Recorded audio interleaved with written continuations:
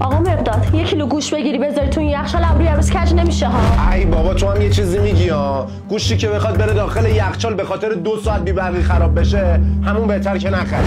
بابا تو گوش بخر، ما قبل از اینکه بره تو یخچال ترتیبشو میدی. تو نگران نباش زن داداش، الان خودم میرم میگیرم. تو که میدونی مقداد این روزا کاروبارش یکم زیاد شده درگیر کاروبارشه.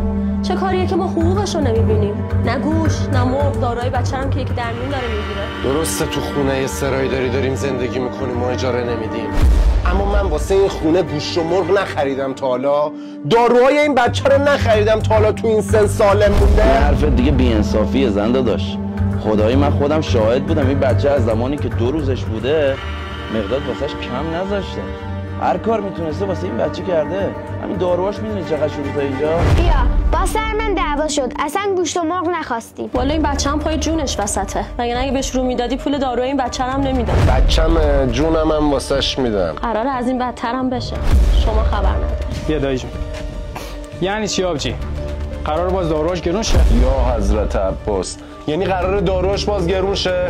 به قرآن من طاقت این یه قلمو ندارم. یه اتفاقی افتاده که 4 روز دیگه دعا میکنید کاش داروهاش گرون میشد. یعنی چی زن داداش؟